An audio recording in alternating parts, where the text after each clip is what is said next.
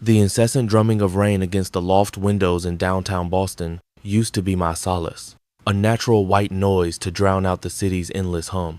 As a lead architect for Nexus Designs, a firm renowned for its audacious skyscrapers and sprawling urban revitalization projects, my days were a symphony of precision and calculated risk. My life, much like the blueprints I meticulously crafted, was an ordered masterpiece. Every line had a purpose, every angle a reason. I was Tyler Stephen, 32 years old, and my world was built on sturdy foundations, unlike the fragile human connections I often observed from my high-rise office. My career was booming. My meticulously curated loft apartment with its panoramic city views was a testament to my success, and my relationship with Olivia, a brilliant and equally driven corporate lawyer, was a partnership of equals. We had our 5-year plan etched in stone, a brownstone in Beacon Hill, perhaps a sabbatical in Europe, and then, eventually, the quiet hum of a family. Everything was in its place, just as I liked it. But life, I've come to learn, doesn't adhere to blueprints. It's a chaotic force, a rogue wave capable of demolishing the most fortified structures. My storm hit on a Tuesday night, the kind of night when the rain wasn't just weather, but a weeping sky reflecting the turmoil brewing within. I was hunched over my drafting table, the glowing screen of my tablet illuminating intricate steelwork, a cold coffee long forgotten beside me. The insistent buzz of my phone fractured the quiet. It was my younger sister, Cassandra. My brow furrowed. Cassandra rarely called after 9. Tyler? Her voice was a fragile whisper, a sound so utterly broken it sent a jolt through me stronger than any espresso. It wasn't Cassandra's usual vibrant, confident tone, the one that commanded attention in the newsroom she once dominated. This was the voice of a soul unmoored, adrift in a sea of despair. He cheated. Mark wants a divorce. My coffee mug, a heavy ceramic relic from my college days, nearly slipped from my grasp. What? What happened? Where are you? My voice, usually so steady, cracked with a frantic urgency I hadn't known I possessed. My mind, accustomed to complex structural calculations, spun into a dizzying vortex of disbelief. She took a ragged breath, the sound tearing through the phone line like a raw wound. I'm at Mom and Dad's, but they won't let me in. A chill, colder than the relentless Boston rain, seeped into my bones. Won't let you in? What do you mean? I demanded, my voice rising, reflecting the incredulity that choked me. Cassandra repeated the words, each syllable a shard of glass piercing my heart. They said I'm a disgrace. They kicked me out. I'm standing in the rain with Willow and Ivy. I don't know what to do, Tyler. Please, help me. Her voice dissolved into a choked sob, followed by the faint, heart-wrenching cry of a child echoing through the phone. I didn't hesitate. Logic, plans, the meticulously crafted blueprint of my life, all of it disintegrated in that moment. Only one command resonated in my mind: protect Cassandra. Wait for me, I said, my voice now firm, cutting through her sobs. I'm coming. I snatched my car keys from the hook by the door, grabbed my jacket, and bolted from the loft. The rain, a cold, furious onslaught, lashed at my face as I plunged down the stairs and into the slick streets. My vintage Ford Mustang, usually a source of pride, now felt like a desperate escape vehicle. The drive from Boston to the suburbs of Connecticut, where my parents' imposing estate stood like a monument to their unwavering principles, was usually a 2-hour journey. That night, it felt like an eternity. The relentless downpour blurred the highway, my headlights carving weak tunnels through sheets of water, but I didn't care. All I could envision was Cassandra, my vivacious, artistic sister, shivering in the deluge with her 2 innocent daughters. I thought of our parents, James and Eleanor Stephen, and the heavy mahogany door of their mansion, a door that had always signified sanctuary, a fortress built on the bedrock of family honor and reputation. How could they do this? How could they turn their backs on their own daughter, on their 2 young granddaughters, simply because they were terrified of what the elite suburban gossip mill might churn out? My hands clenched around the steering wheel, knuckles white, as a searing anger ignited in my chest. I pushed thoughts of them aside. My singular focus was reaching Cassandra. When I finally pulled into the familiar tree-lined street of the exclusive neighborhood, the rain still fell with an almost biblical intensity, as if determined to cleanse the world of its perceived impurities. Our parents' grand Tudor-style house loomed under the streetlights, its perfectly manicured hedges glistening with moisture. And then I saw her. She was huddled under the ornate porch, a fragile silhouette against the imposing facade of the house. Cassandra clutched Willow and Ivy, her twin girls wrapped in thin blankets, tiny bundles of innocence asleep on her shoulders. Her once lustrous auburn hair was plastered to her pale face, her flimsy jacket offering no real protection against the biting cold. I slammed the car door shut and ran to her, the pounding of my feet on the wet pavement echoing the frantic beat of my heart. "Cassandra!"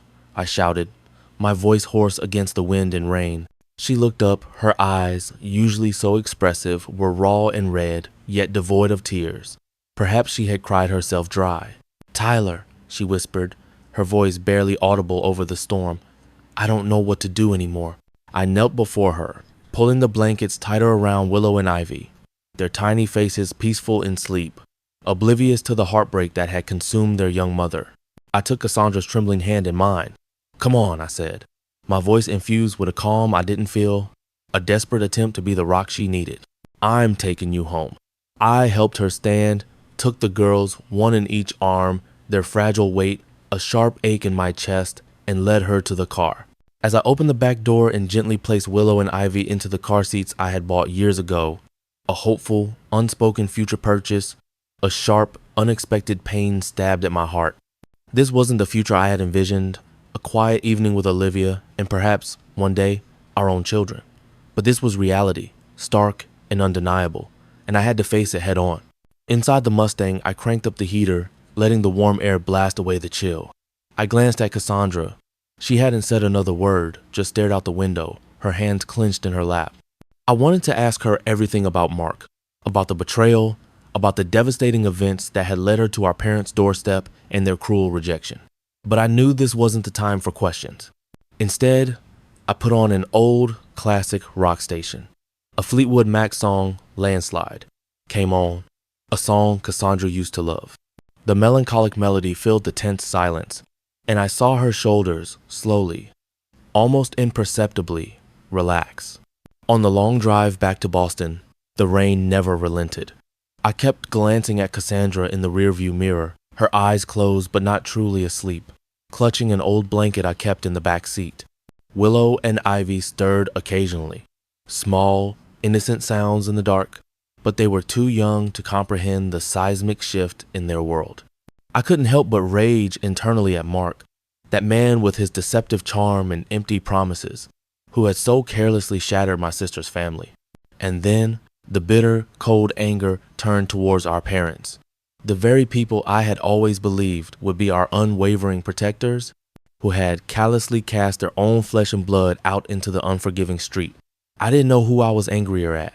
By the time we reached my loft, dawn was breaking, a faint, watery light pushing through the lingering rain clouds, illuminating Boston's glistening, tear-streaked streets.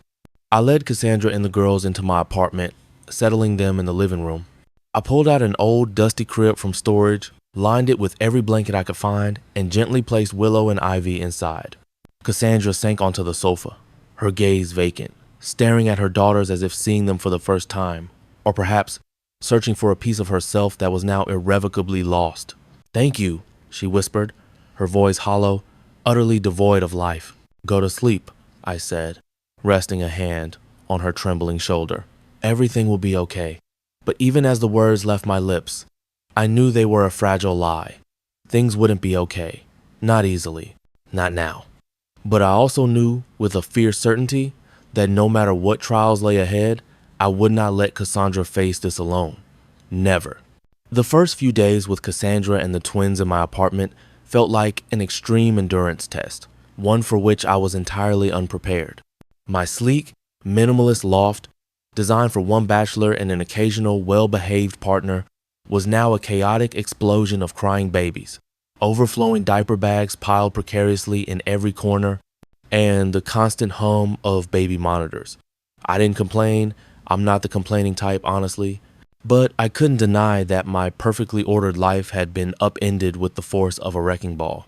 My mornings, once dedicated to quiet contemplation over blueprints and strong black coffee, transformed into a frantic ballet of diaper changes and bottle warming, Often while Cassandra remained lost in the heavy haze of exhaustion and despair, she clung to her two girls, barely moving from the sofa, her gaze still vacant, as if searching for a vital piece of her soul that had vanished with her marriage and her parents' love.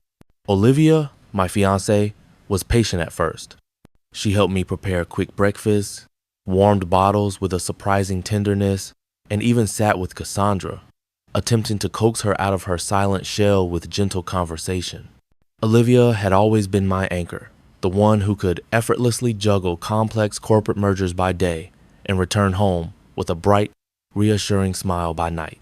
I loved her for that innate ability to maintain balance amidst chaos, but soon subtle cracks began to appear in her composure. The barely suppressed sigh when Willow cried inconsolably in the middle of the night, the fleeting, almost imperceptible glance she gave me when I spent another evening soothing Ivy to sleep, or the quiet, deliberate way she moved her own carefully chosen belongings to the far corner of the bedroom to make room for Cassandra's few scattered possessions.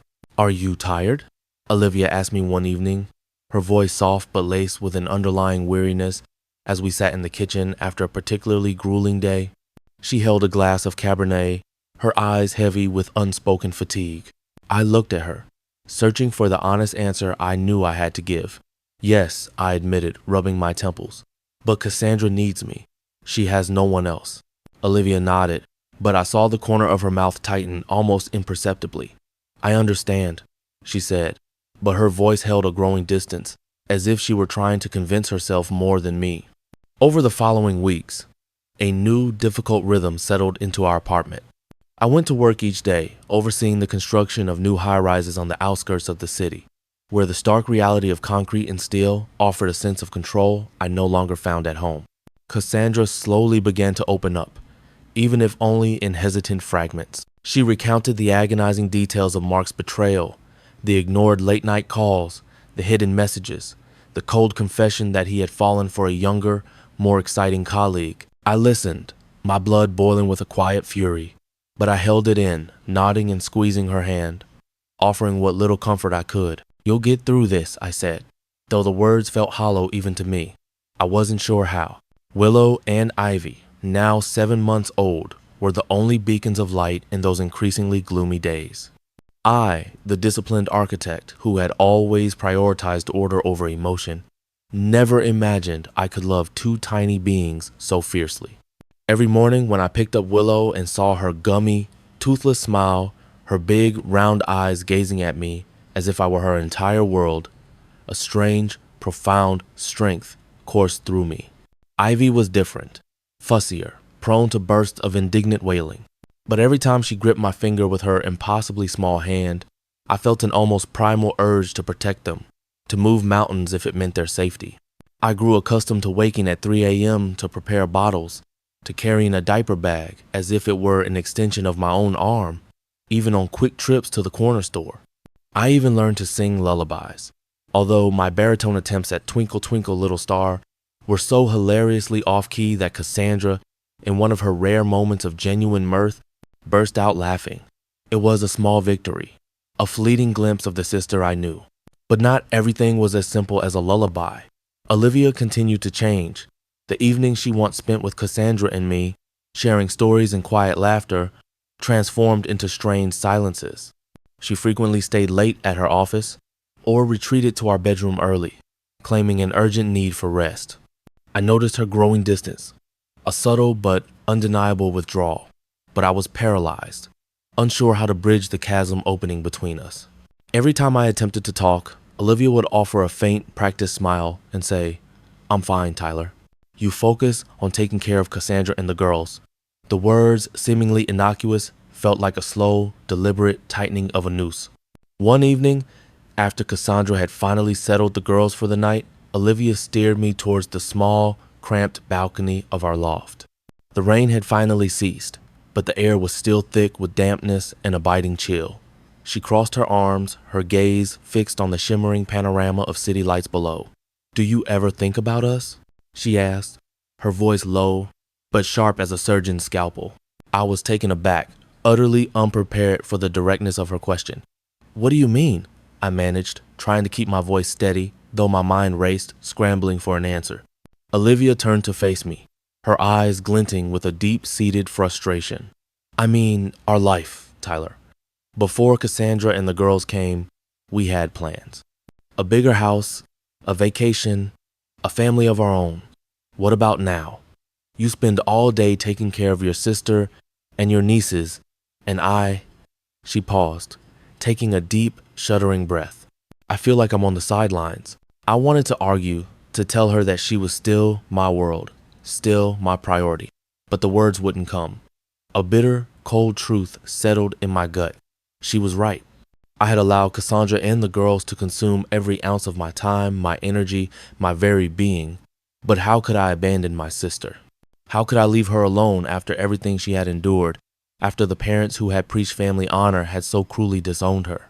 Olivia, I whispered, reaching out to place a hand on her shoulder, but she gently, almost imperceptibly, brushed it off. You don't get it, she interrupted, her voice trembling with a raw emotion. I'm not selfish. I know Cassandra needs you, but I need you too. We're married, Tyler. The conversation ended in a suffocating silence. Olivia walked back inside, closing the balcony door behind her with a soft click, leaving me alone in the damp, cold air. I looked down at the street below, where the city lights reflected off the wet pavement, and felt an invisible, terrifying crack spreading between us, growing wider with every beat of my aching heart. I told myself I would find a way to fix it, to repair the damage, but deep down I knew, with a chilling certainty, that this wouldn't be as simple as correcting a flawed blueprint. I stepped back into the quiet apartment. The steady patter of the lingering rain on the windows was a stark reminder that the storm outside, though receding, hadn't truly let up. I sank onto the sofa, gripping my phone so tightly my knuckles ached, trying to sift through the chaotic thoughts swirling in my mind. My thoughts inevitably turned to my parents. Would they change their minds? Would they reconsider their cruel judgment? Did they feel even a shred of remorse for casting their own daughter out into the torrential rain? I decided to call my mother. The phone rang for what felt like an eternity, each insistent ring stretching the tension in my chest, drawing it tighter.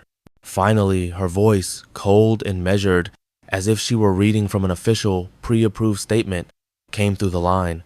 Tyler, it's late. What is this about? I took a deep breath, forcing my voice to remain steady. Mom, it's about Cassandra. She's staying with me.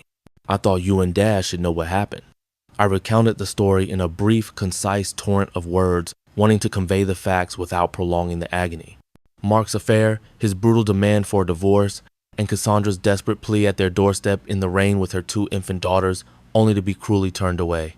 I paused, waiting, hoping for some hint of emotion, a flicker of maternal concern from the other end of the line. Silence. Then my mother spoke, her voice sharp and cutting, like the blade I had known since childhood, capable of slicing through any pretense of warmth. Cassandra brought this on herself, Tyler. A proper wife doesn't let her husband walk away like that.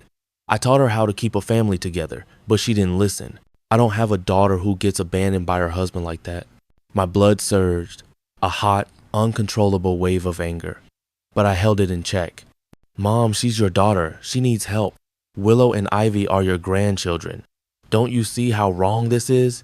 Kicking Cassandra out in the middle of a storm? A sigh, heavy with what sounded like profound inconvenience, echoed through the phone. Tyler, you don't understand. Our family has honor. What would the neighbors think if they saw a daughter abandoned by her husband standing at our doorstep with 2 children? Your father and I can't have the whole neighborhood talking. I gripped the phone so tightly I thought it might shatter in my hand. Honor? I nearly shouted but caught myself, my voice dropping to a harsh whisper when I heard Willow stir restlessly in the living room. You're talking about honor when you left your daughter standing in the rain with 2 7-month-old babies? Do you even hear yourself? Don't be disrespectful. My father's voice cut in, heavy and stern, just as it had been when he scolded me for breaking the garage window as a kid. He must have been listening on speakerphone. The Stephen family has no place for stains. Cassandra chose her path. She has to face the consequences. You should be careful, Tyler. Don't let yourself get dragged into this mess. I stood frozen, unable to process the callousness of his words. Dad, Cassandra is my sister, your daughter. Don't you feel any responsibility? Our responsibility is to uphold the family's honor, my father said. His voice hard as steel, a chilling pronouncement. If you want to help your sister, that's your choice, but don't expect us to get involved. The call ended with a cold, definitive beep. I stood there in the dim hallway, staring blankly at my phone screen, the digital glow reflecting the profound emptiness I felt. I thought of Cassandra, her utterly lost expression when I found her huddled under our parents' porch. I thought of Willow and Ivy, two innocent children, now, in their grandparents' eyes, branded as stains. The rain outside, though lessening, continued its relentless descent, as if trying to soothe the burning rage in my chest, a futile attempt to extinguish the fire that had consumed my family. Over the next few months, the tension in my apartment grew thicker, a palpable weight in the air. Cassandra slowly began to recover, but she still relied heavily on me, a dependency I understood but also felt the strain of. Being a single mother to two infants was an impossible feat, especially after being so brutally betrayed by her husband and so cruelly disowned by our parents. But Olivia was different.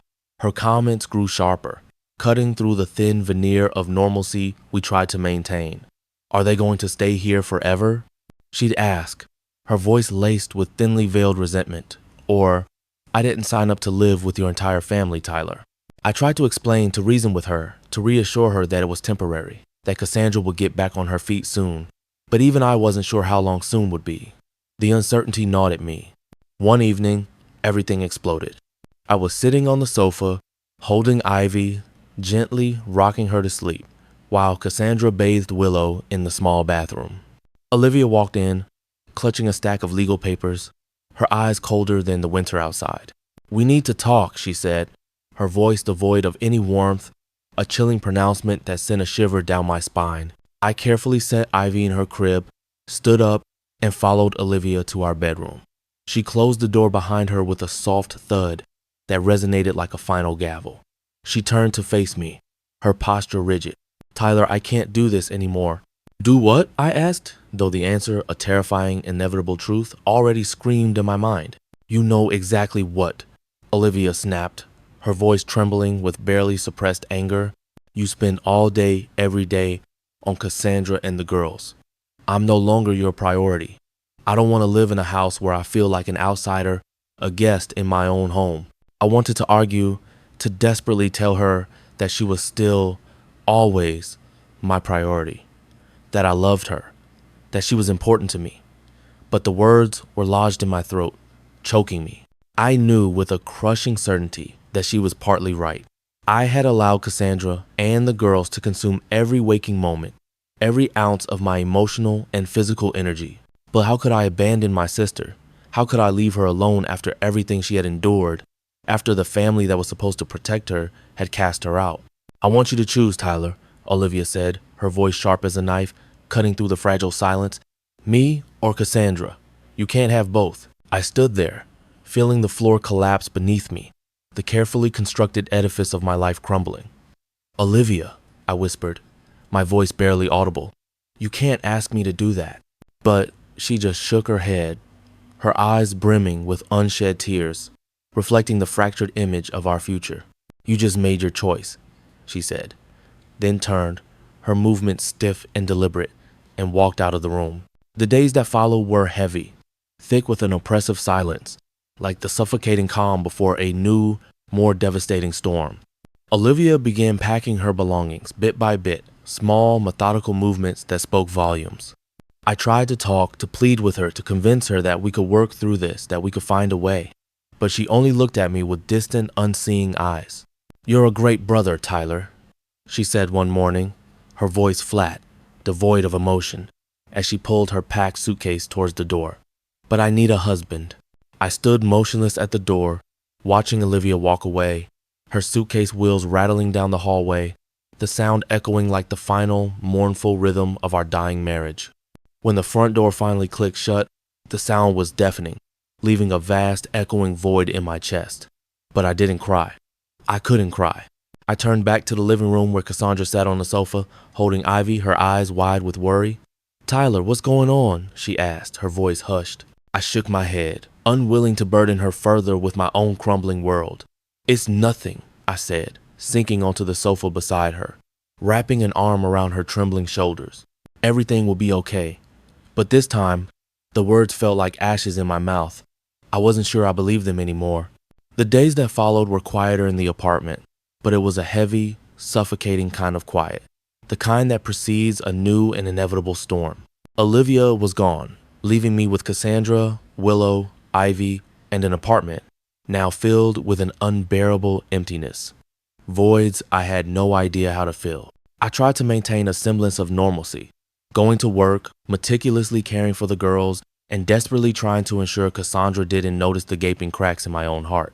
But every night, lying on the sofa, listening to the relentless tap of rain against the windows, I couldn't stop thinking about Olivia, her smile, and the future we had so carefully planned, a future that had now dissolved into thin air.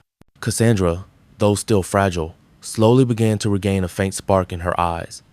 She no longer spent all day curled up on the sofa, lost in her grief. Instead, she started doing small, almost imperceptible things, brewing coffee for me in the mornings, folding clothes for Willow and Ivy with a newfound purpose, or softly humming as she rocked the girls to sleep. These small acts were like tiny, brave blossoms pushing through hardened earth. One evening, when I returned from a grueling construction site, weary, the smell of concrete dust clinging to my clothes like a second skin, I found Cassandra sitting at the kitchen table. An old, leather-bound notebook lay open before her. She was writing, her pen moving swiftly across the page, her eyes focused, a look of intense concentration, as if she were rediscovering a long-lost part of herself. "What are you writing?" I asked, pulling up a chair across from her. Ivy was asleep in her crib, and Willow was quietly playing with a worn teddy bear on the rug. Cassandra looked up, a flicker of embarrassment in her eyes, then slid the notebook across the table towards me. "Just some thoughts," she said softly, her voice still a little hesitant. "I think I need to write them down so I don't forget what I've been through." I flipped through a few pages, reading her slanted, flowing handwriting. They weren't just random thoughts. Cassandra wrote about that rainy night, standing huddled under our parents' porch, clutching Willow and Ivy, the biting cold, and the cold of rejection. She wrote about Mark, how he had shattered her world with his callous words and selfish betrayal. And then, to my profound surprise, she wrote about me. She described how I had driven for hours through the storm to pick her up, becoming her only anchor when her world had completely collapsed. My throat tightened, a lump forming as I read her words. "Cassandra," I said, carefully setting the notebook down, This is really good." She offered a faint but genuine smile. "I don't know, Tyler. I just thought if I write it down, maybe I'll figure out who I am after all this." From that day on, the notebook became Cassandra's constant companion, her refuge. Every night after the girls were asleep, she sat at the kitchen table, writing under the dim glow of a table lamp. Some nights, she wrote until late, her eyes red, not from sadness, but from the intense effort of rediscovering herself, page by painful page. I didn't say much, just quietly brewed coffee, placed a steaming mug beside her, and sat nearby, reviewing my blueprints or scrolling through news on my phone. I knew she needed space, and I wanted her to have it, to truly heal. One morning, as I was getting ready for work, Cassandra called me back. "Tyler, can you read this?" She handed me a stack of papers, much thicker than the original notebook. "I think I've finished a part of it. I want to know what you think." I sat down, my briefcase forgotten, and began to flip through the pages.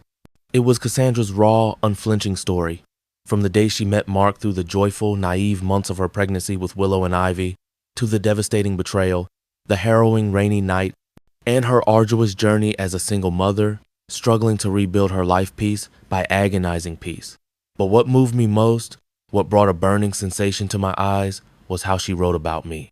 She called me a lighthouse in her storm, the one who pulled her out of the suffocating darkness. I looked at her, trying desperately to hide the tears that welled in my eyes. "Cassandra, it's really special. You should do something with it." "Do something?" she asked, frowning, a glimmer of confusion. "What do you mean? Like publish it?" "Yes," I said, my voice gaining conviction, though I wasn't entirely sure how realistic the idea was. "Your story, Cassandra, it could inspire others. People going through what you've been through. People who feel lost and abandoned." Cassandra laughed, a short, skeptical sound. "Who'd want to read about me? A A single mom ditched by her husband and disowned by her family? A lot of people, I replied, my voice firmer than I felt. Because you're not just someone who was abandoned, you're someone who got back up. Those words seemed to hit Cassandra with an unexpected force. She went quiet, staring at the stack of papers in her hands, then slowly, deliberately, nodded. I'll think about it, she said, but I saw a small spark igniting in her eyes, like a flame catching on dry kindling. I didn't want to push her, but the idea of Cassandra's book, her story finding a voice beyond our apartment walls, stayed with me. I began to act, quietly, discreetly. One lunch break at the construction site, amidst the clang of steel and the roar of machinery, I called Ben Carter, an old college friend who now ran a small, independent publishing house in Portland, Oregon. Ben had always been a dreamer, passionate about stories, especially those with raw, authentic truth. I briefly told him about Cassandra, about the powerful memoir she was writing, and asked if he'd be willing to take a look at some of her pages. "Send it over, Tyler," Ben said, his voice instantly excited, brimming with his usual enthusiasm. "If it's as good as you say, I'll definitely consider it." I didn't tell Cassandra about the call. I didn't want to build up her hopes, only for them to come crashing down. Instead, I continued to encourage her, pushing her gently to keep writing a little each day. I bought her more paper, new pens, and even an old refurbished laptop for her to type on, hoping to ease her process. I didn't tell Cassandra about the call. I didn't want to build up her hopes only for them to come crashing down. Instead, I continued to encourage her, pushing her gently to keep writing a little each day. I bought her more paper, new pens, and even an old refurbished laptop for her to type on, hoping to ease her process. A week later, an email from Ben Carter landed in my inbox. The subject line read, "Cassandra's manuscript. This is huge, Tyler." My heart hammered against my ribs. I clicked it open, my breath held tight in my chest. Ben's email was effusive, filled with exclamation points and promises. He called Cassandra's writing raw, honest, and profoundly moving. He said he cried reading it. He wanted to publish it immediately. I ran to Cassandra, still clutching my phone, the email glowing like a beacon. "Cassandra, Ben wants to publish your book." She stared at me, her eyes wide. Then slowly, a hesitant smile stretched across her face, followed by a surprised, disbelieving laugh. "Are you serious?" "No way."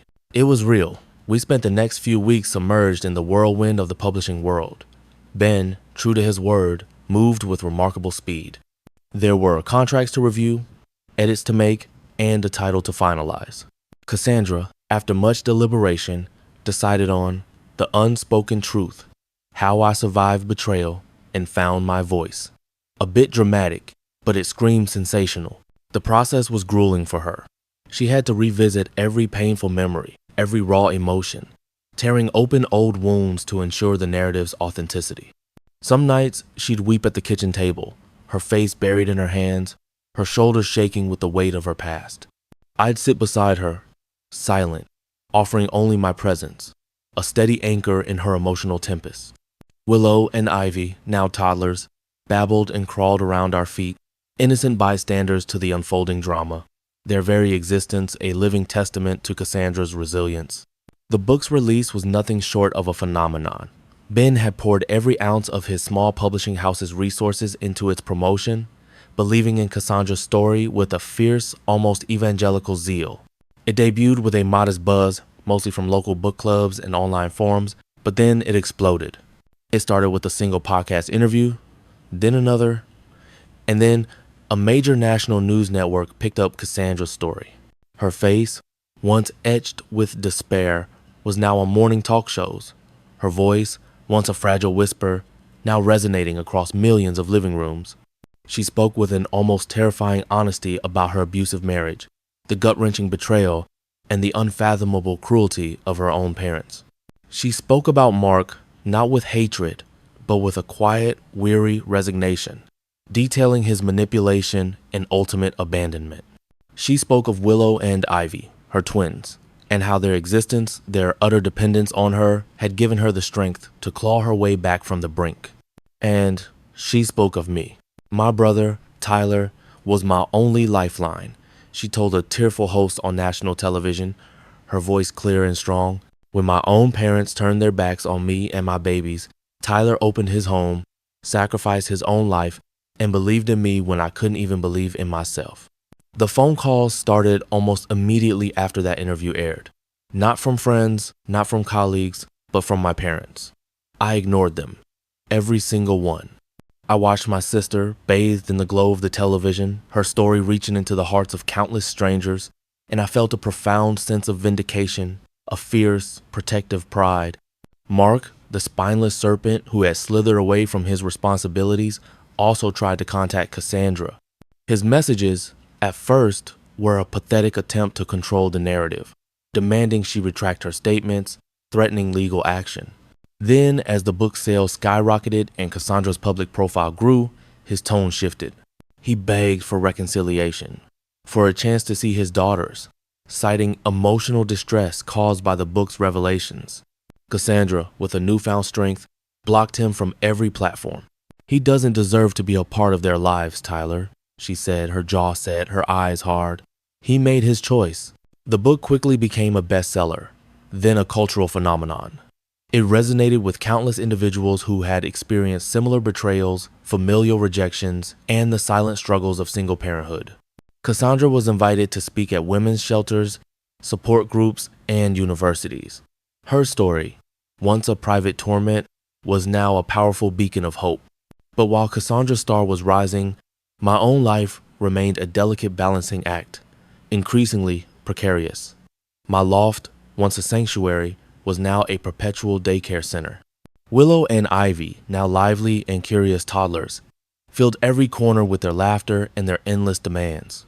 I loved them fiercely, a love that transcended words, a bond forged in the crucible of shared adversity. But my days were an exhausting blur. Early morning bottle runs, hurried diaper changes before work, then 8 hours of demanding architectural deadlines, followed by evenings filled with bath time, stories, chasing toddlers, and trying to keep up with the endless laundry.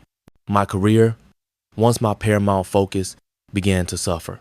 I missed deadlines, made careless errors, and my once impeccable attention to detail became fragmented. My boss, Mr. Henderson, a stoic man who valued precision above all else, called me into his office one sweltering afternoon. "Tyler," he said, his voice clipped, his gaze unwavering, "your performance has declined. You're distracted. Is everything all right at home?" I hesitated, wanting to tell him everything, to lay bare the tumultuous chaos of my life, but I couldn't. My pride, stubborn as ever, wouldn't allow it. "Just a few personal matters, Mr. Henderson," I replied, my voice raspy. "I'm handling it." He narrowed his eyes, clearly unconvinced. "Well, handle it quickly, Stephen. Nexus Designs doesn't tolerate mediocrity." I knew what he meant. I was on thin ice. But what choice did I have? Cassandra needed me. The girls needed me. I couldn't abandon them, not after all we'd been through. I worked harder, pulling all-nighters, fueled by stale coffee and a desperate need to keep my head above water. My loft became a war zone of architectural models and baby toys. My carefully curated life, once so ordered, was now a beautiful, chaotic mess. Then the final blow came. Just as Cassandra's book hit its peak on the national bestseller list, my parents, James and Eleanor Stephen, decided to make a dramatic reappearance. Not with an apology, not with remorse, but with a thinly veiled threat. A formal letter, embossed with the legal firm's letterhead, arrived in the mail. It was from their lawyers, demanding that Cassandra cease and desist from further publicizing her story, specifically the parts detailing their slanderous and defamatory actions.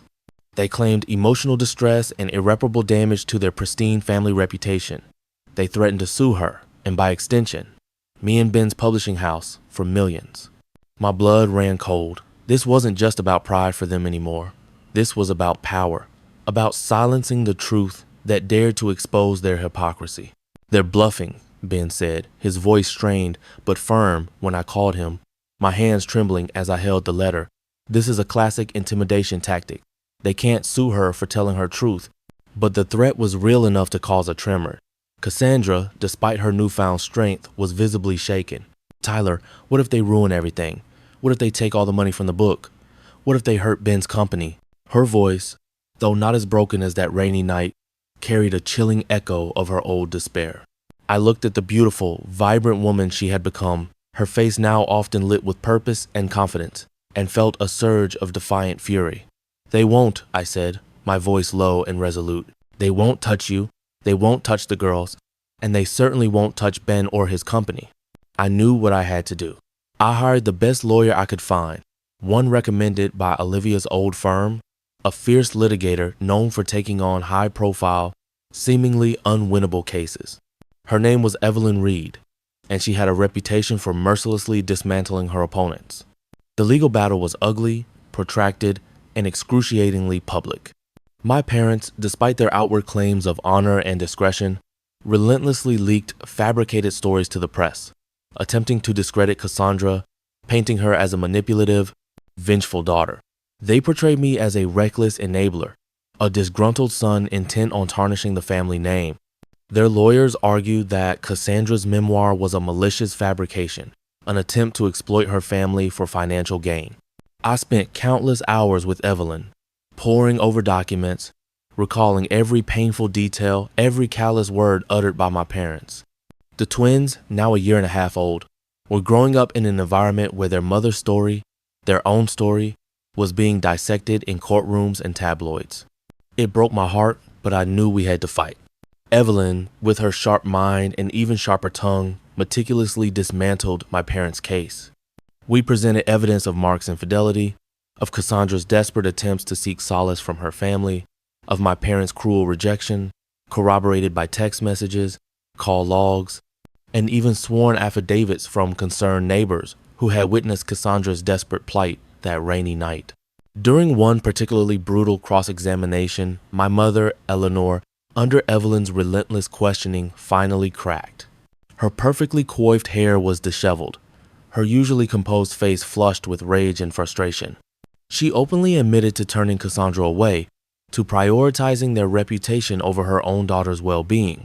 She spoke of her disappointment in Cassandra's moral failings with an almost pathological detachment. My father, James, equally unyielding, also dug his own grave under cross-examination. He boasted about their family's wealth and influence, stating that they couldn't afford to be associated with such public scandals.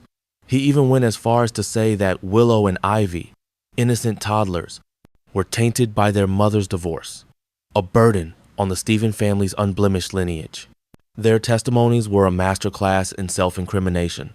They had exposed their true nature to the world, cold, calculating, and utterly devoid of empathy.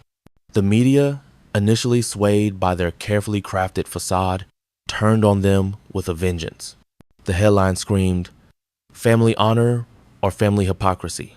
Stevens exposed. Millionaire parents disown daughter, then sue her for telling the truth." The backlash was immediate and severe. The judge, a no-nonsense woman with a reputation for upholding justice, delivered a scathing rebuke to my parents, calling their actions unconscionable and a shameful display of familial abandonment. She dismissed their lawsuit with prejudice, ordering them to cover all legal fees incurred by Cassandra and Ben's publishing house. We won. We didn't just win the case. We won the moral high ground, undeniable and absolute. The victory, however, came at a steep price. My relationship with my parents was irrevocably shattered, a chasm that could never be bridged. Not that I wanted to.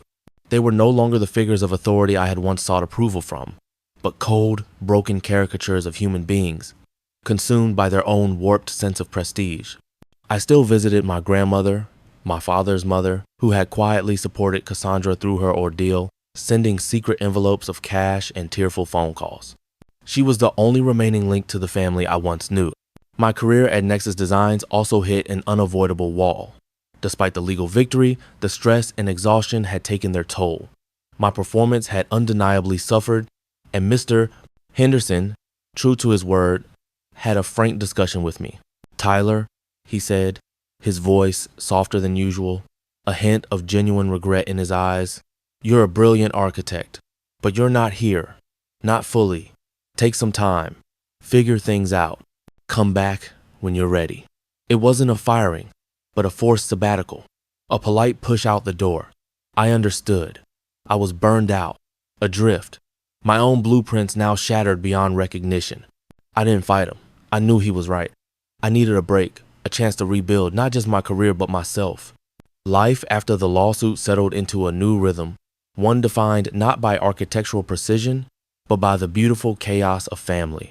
Cassandra, now a celebrated author, continued to write her second book, a collection of essays on resilience and healing, already climbing the charts. She used her platform to advocate for single mothers, for victims of emotional abuse, and for children caught in the crossfire of broken homes. She spoke with a fire that had been absent for so long, her voice a beacon for those lost in darkness.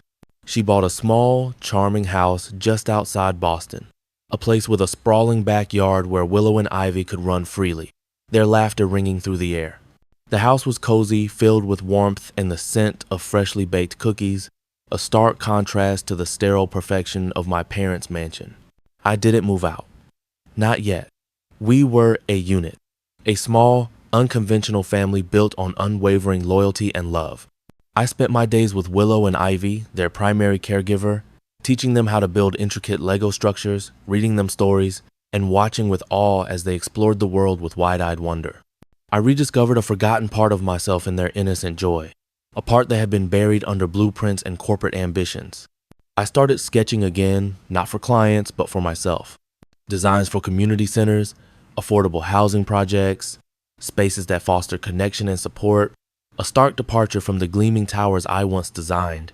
It was a quieter, more meaningful form of architecture, one that resonated with the profound changes within me. I even began volunteering at a local youth shelter, helping them design a new safe space for at-risk teenagers. It felt right, fulfilling in a way my previous work never had been. One afternoon, a little over a year after the lawsuit, Cassandra and I sat on the porch of her new house, watching Willow and Ivy chase butterflies in the yard. The sun was warm on my face. A gentle breeze rustled through the leaves, and the world felt, for the first time in a long time, truly peaceful. "You know," Cassandra said softly, breaking the comfortable silence, "I owe you everything, Tyler. Without you, I don't know where I'd be." I smiled, a genuine, unburdened smile. "You don't owe me anything, Cass. We did this together. Besides," I paused, looking at Willow and Ivy, their tiny figures bathed in golden sunlight. "Look what I gained." My life was no longer the meticulously planned blueprint I had once so proudly crafted. It was messier, less predictable, filled with the delightful chaos of toddlerhood and the quiet satisfaction of watching my sister thrive. But it was also richer, more vibrant, infused with a purpose I had never anticipated. I had lost Olivia, my carefully constructed career path, and my connection to my birth family. But I had gained something far more profound. An unbreakable bond with my sister and two little girls who called me Uncle Ty, and a newfound understanding of what truly mattered. I thought of the message that Cassandra's book carried, the message I now understood more deeply than ever. Family isn't defined by blood or by public image. It's forged in the fire of unconditional love, unwavering support, and the courage to stand by those who need you most, even when the world or your own parents turn their backs. The sun began to set, casting long, golden shadows across the yard. Willow stumbled, and Ivy, without hesitation, reached out and helped her up, two small figures intertwined, their laughter floating on the gentle breeze. I watched them, my heart full, knowing that no matter what storms came, we would face them together. And that, I realized, was the strongest foundation of all.